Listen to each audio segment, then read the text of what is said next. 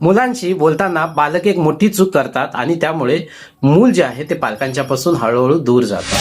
एक प्रश्न स्वतःला विचारा, तुमचं मूल तुमच्याशी मन मोकळं करून बोलतं का?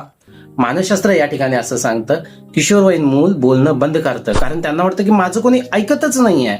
आणि 90% पालकांच्या हातून ही चूक होते. ते मुलांचं ऐकत नाहीत, फक्त सल्ला देण्यामध्ये व्यस्त होतात.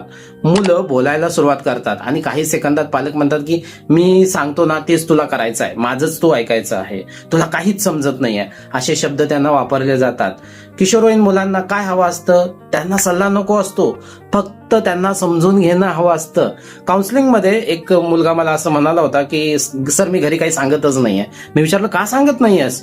तर तो म्हणाला की आई बाबांना माझं ऐकूनच घेत नाहीत, पूर्ण ऐकून घेतल्याशिवाय ते काहीतरी बडबड चालू होतात.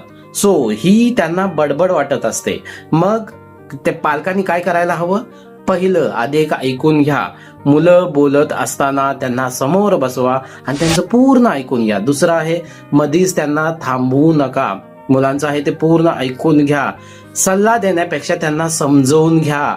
त्यांना लगेच सल्ला देण्यात किंवा कुठलं मार्गदर्शन करण्यात किंवा कोणतं उपदेश करण्यात व्यस्त होऊ नका. त्यांना वाटू दे की माझं कोणीतरी ऐकतंय. जेव्हा त्यांना वाटतं की माझे पालक माझे ऐकत आहेत, तेव्हा ते पालकांच्यावरती जास्त विश्वास ठेवा. लक्षात ठेवा, फक्त ऐकून घेणं एवढंच तुमच्या मुलांना हवं आहे. अशा पॅरेंटिंग सायकोलॉजीच्या अजून व्हिडिओसाठी मला फॉलो करायला मात्र विसरू नका.